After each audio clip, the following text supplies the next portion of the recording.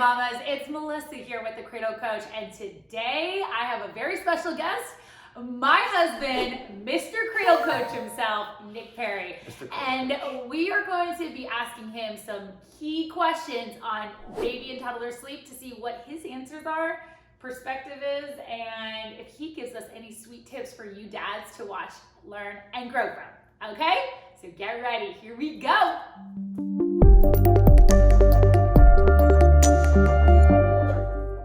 Okay, so we have asked you guys over on our Instagram at the Cradle Coach to ask us questions and gain some perspective from a dad's point of view. So I'm gonna ask Nick some questions, get his perspective. We don't know what he's gonna say. He has no idea what these questions look like. So let's test it out. It's all gonna be a surprise to me. So buckle in and we'll see what happens. Good luck. Don't take his advice fully because you never know. So you leave it to the experts. Okay, but let's see what he says. Okay, first question. What do you do when a 4-month-old wakes up because she rolled over to her back? Now a tummy sleeper. Okay. Getting upset. Okay, well my first instinct would be to first go to the garage, get yourself a fishing pole. Then put the pacifier on top of the fishing pole at the end of the line, dangle it over the crib from the doorway, lower it down, and when she goes for it, she'll flip herself back over to her tummy and it'll be perfect. Thoughts? Is that something? No. No, that probably isn't something, but... She's getting stuck. What would you do if our little ones were rolling back and forth and all of a sudden got stuck? But normally a tummy sleeper. I thought we wanted to have our kids sleep on their backs. Yeah! Ding, ding, ding, Did I nail it? Okay, that's what I thought, but I didn't want to say the wrong thing. So that's what I thought is, there's always that mindset of back to sleep, right? And you want to keep them on their back so they can breathe well, there's nothing obstructing their airway, and they don't get anything kind of in their way, and you want to have them be a back sleeper, not a tummy sleeper. Right, and also to gain some perspective of this, if you are seeing your child rolling back and forth, then they're learning to develop their neck muscles and they're strengthening themselves. So it's a milestone that we really want them to hit, so you don't have to necessarily worry about them at that place in time. So pediatricians say they're strong enough, it can roll back, just leave them be, but be consistent with your technique. Question number 2, how to get my 9-month-old to sleep through the night? What would you suggest? My dad instinct says to make sure the room environment is set up properly. Yeah. Okay, all right, okay. So I feel Such as what? Okay. So I feel like I kind of remember what we did. I would make sure, the biggest thing I think, make sure the room's dark. Yeah. Okay, is that the biggest thing? It is one of the biggest things. What is it the biggest? Okay, first place. That was the first place answer. Okay, make sure the room's dark. I'm talking pitch black, dark, can't see your hand in front of your face. That means, I remember we used blackout shades and we had blinds on the windows and it was pitch black. That was the first thing. I remember we had to make sure that the room was cool, 68 to 72 degrees, and we used a sound machine, maybe white noise or something like that. I remember when our kids were young, when they would be napping, we would be vacuuming and doing things around the house and kind of getting them used to that noise, because then when someone rang the doorbell and they were napping, they didn't wake up from it. I know we've had friends who they make sure that their kids everything is silent when they're putting their kids down for a nap, and everything is silent in the house. You can hear a pin drop. But when that pin does drop, the kid wakes up, and that's not what you want. So I would say set up that room environment, darkening shades, the sound machine, and make sure that you have a nice cool temperature, and make sure there's nothing in the crib that's gonna, impede their sleep. What else? How do you sleep train them? How do they sleep through the night? Okay. All right, so now we're gonna get our 9-month-old to sleep through the night. I remember when we were sleep training, we used a specific technique, and find whichever one works best for you. Whatever works best for your family values, and whatever you think is gonna work best for your child. For us, I remember just kind of keeping those things in mind of everything has already been done for them, and I don't know what to say about like how to get them to sleep through the night. That's the point of this question. I know, I don't know, I don't know, because I would be like, okay, shut the door and let them cry it out. But that's not what we did. Okay, all right, I remember what we did now.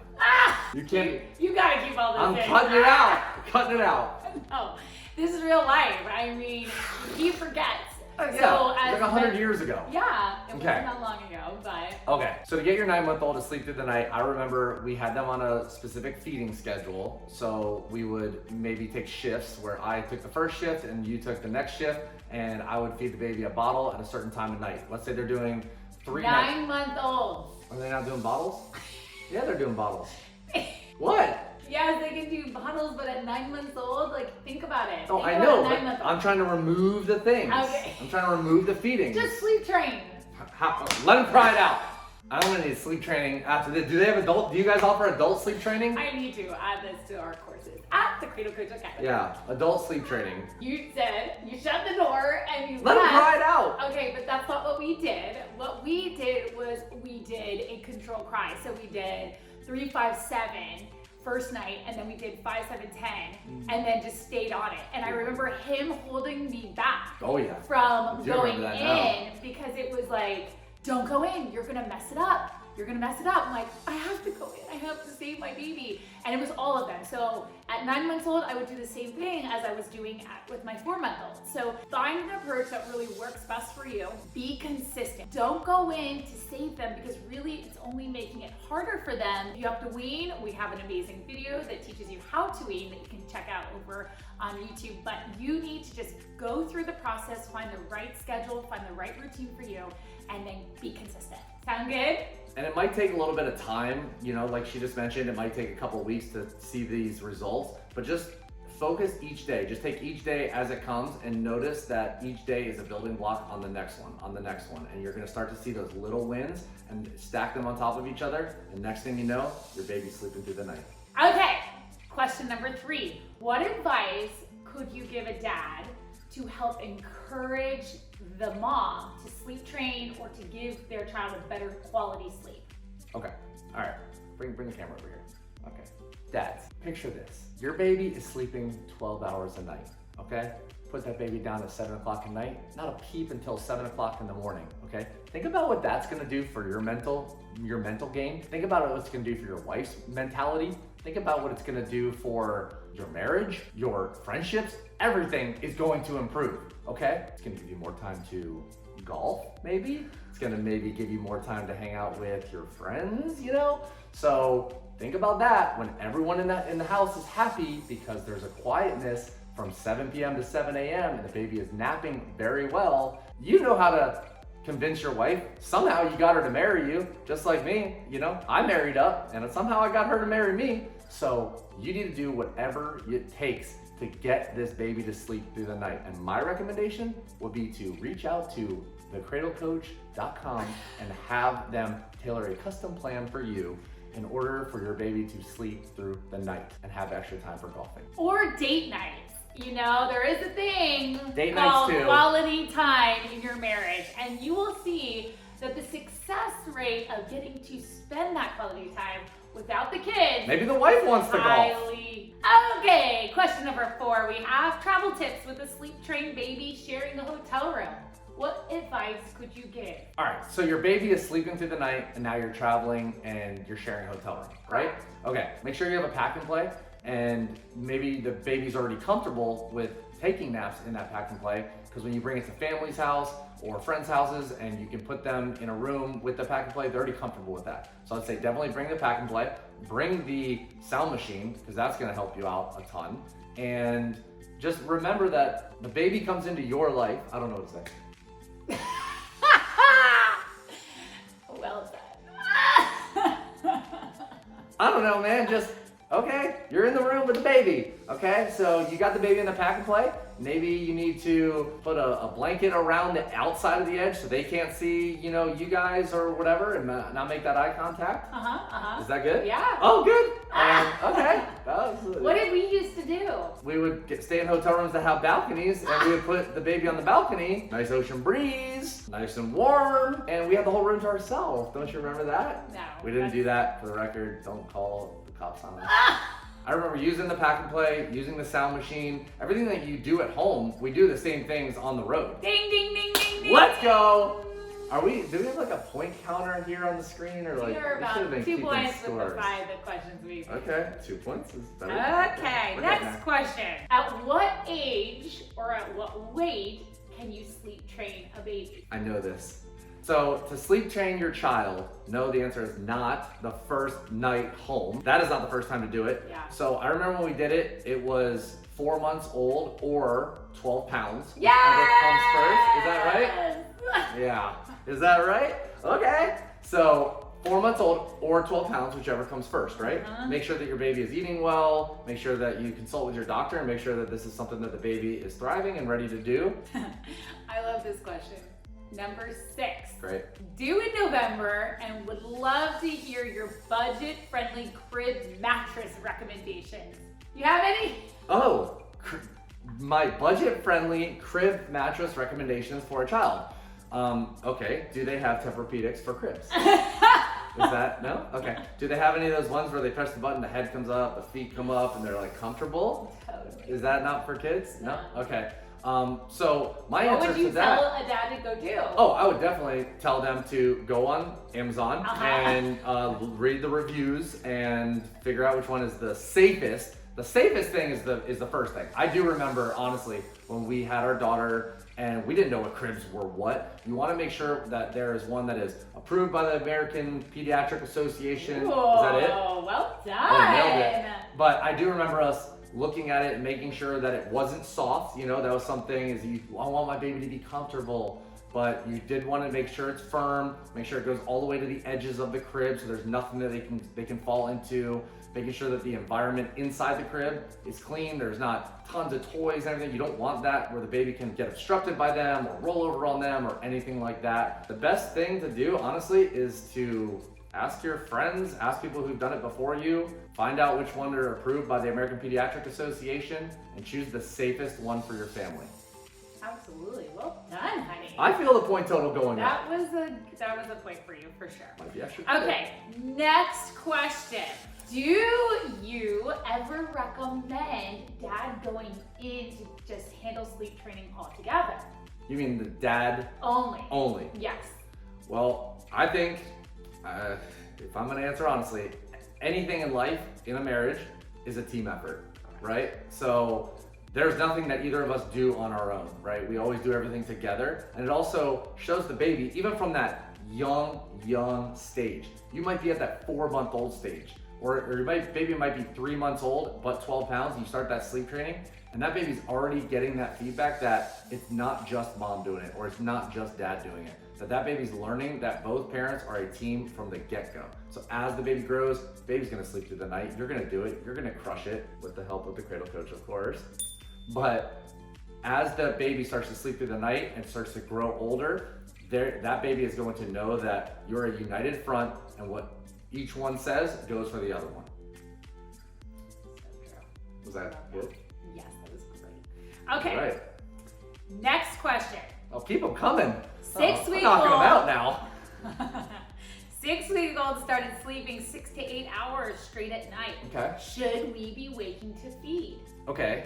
All right. So let me think back. Okay. My advice, you let that baby sleep as long as it can at night.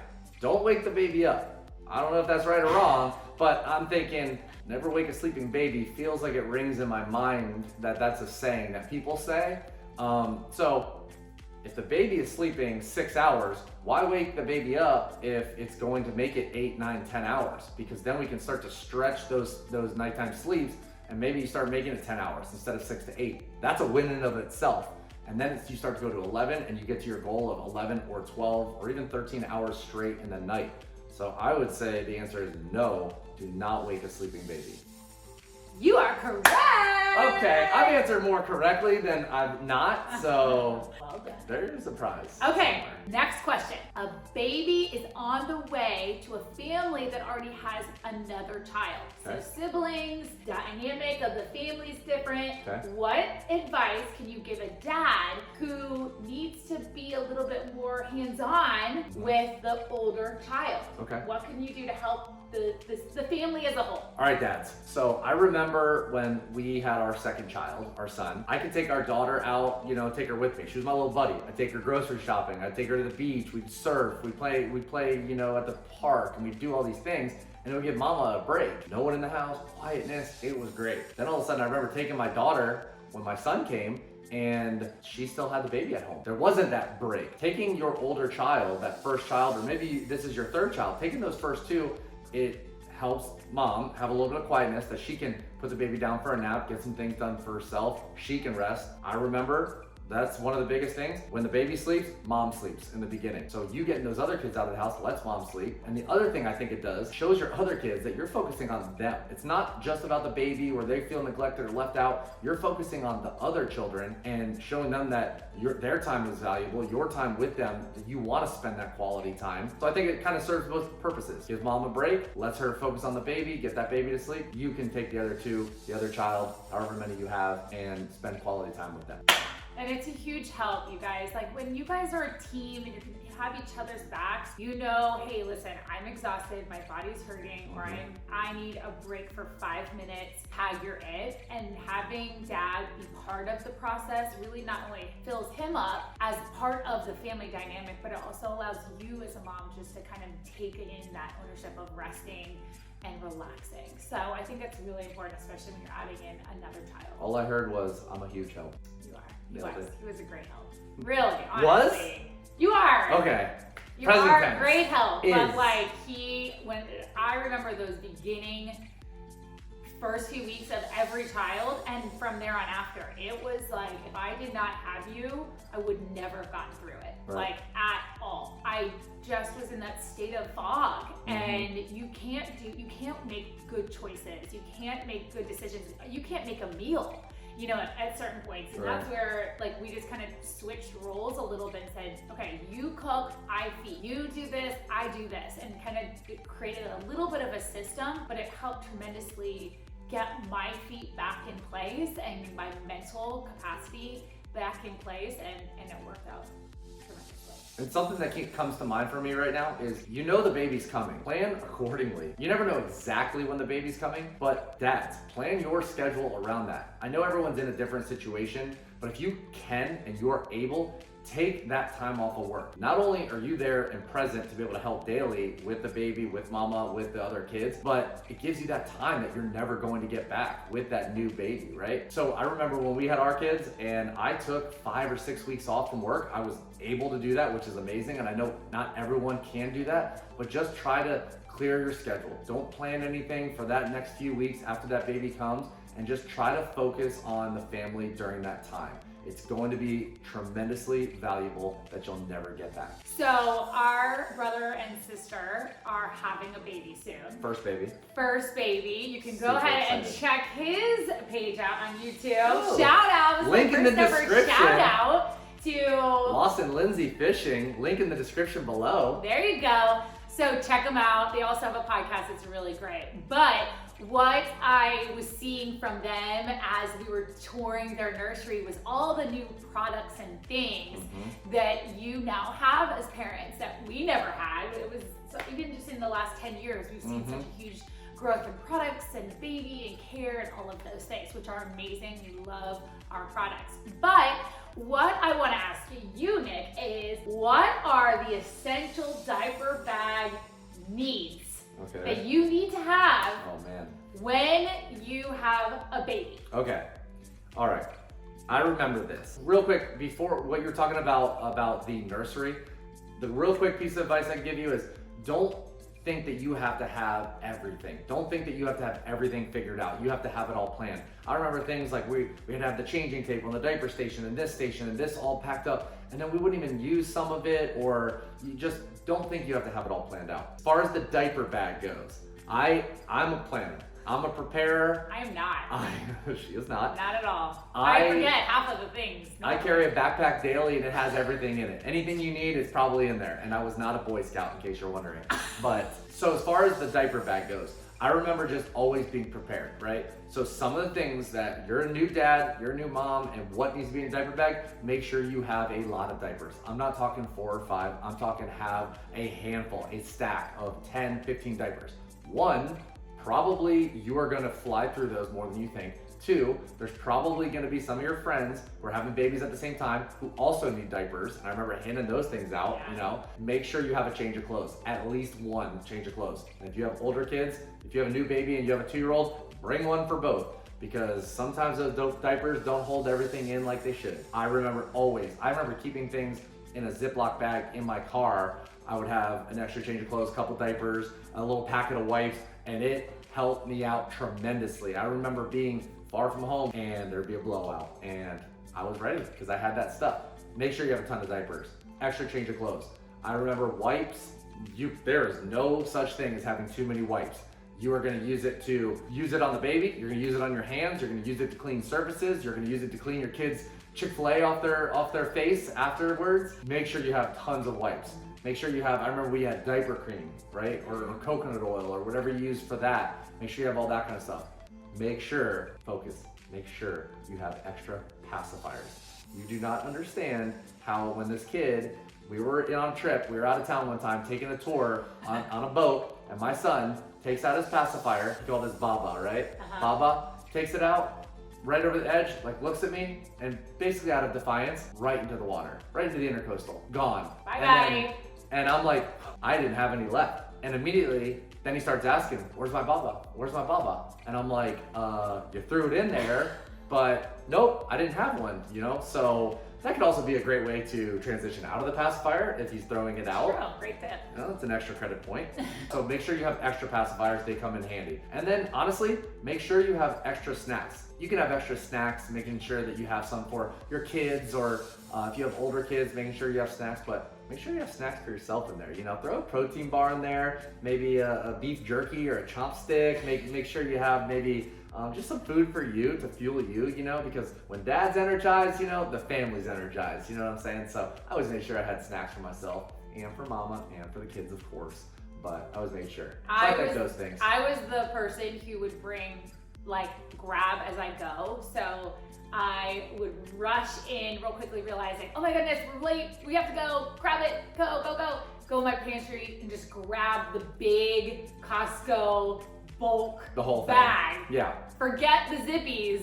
I just grabbed and went, and then we just would distribute and we would go and everyone was fine. Same with diapers, I would grab the whole thing. Yeah. Wipes, the whole packet, like anything. So that's how we're very prepared. I remember we were at a friend's house or something one time, we had to change the baby, and I remember because you just grabbed and maybe didn't pay attention to the details, it was like 2 shirts and no pants. And you thought you had like a shirt and pants. Yeah. So make sure you have all those things. Just go through the checklist, have a little checklist in your mind of what you need, and you'll figure it out as you go. You're not gonna figure it all out in the beginning. It's a learning process, it's a fun time to learn, and just make sure that you're prepared, but you'll never be fully prepared for everything. True. It's an adventure. Okay, final question. Ooh, all right. And it kind of leads from what you were just saying into this question. Okay. What is the best sleep tip you can give a new family? The best sleep tip I can give a new family. I don't know. The best sleep tip I can give you is just realize that it is going to work. If you stick to the plan, it will work. I'll never forget when my wife called me before she was the Cradle Coach. I knew her before then. And when she called me the night and said, we are starting sleep training tomorrow. First off, I didn't even know what sleep training was. Yeah. And she had read a couple books and she figured she formulated her own plan and basically stick to the plan. And that's what we did, honestly. And it, like we said before in this video, it was a team effort, right? Stick to the plan and it will work, I promise you. That's probably the best piece of advice I can give you, is just knowing, just focusing on the little wins. Going from 6 hours straight of sleep to 8 hours is huge. And then going from 8 to 10, that's a huge win. Celebrate that win with your spouse, right? And then you will get to that point where the baby is sleeping 12 hours a night, taking great naps, thriving, healthy, happy baby. And that's what we're all hoping for. So just the best piece of advice I can give you, stick to the plan. You heard it here, folks. Mr. Cradle Coach himself giving you the best sleep advice and tips from a dad's perspective. So thanks so much for coming on my channel today. Loved having you. Thank you for having me. It was great perspective, and I hope that helped you guys with your sleep advice for your child. And what should they do now, Nick Perry?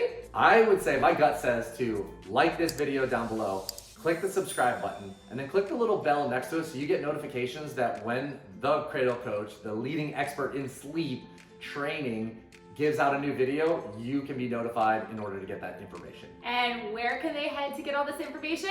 I would head over to www.thecradlecoach.com for all your sleep needs. And on a final note, we wish you nothing but The sweetest dreams.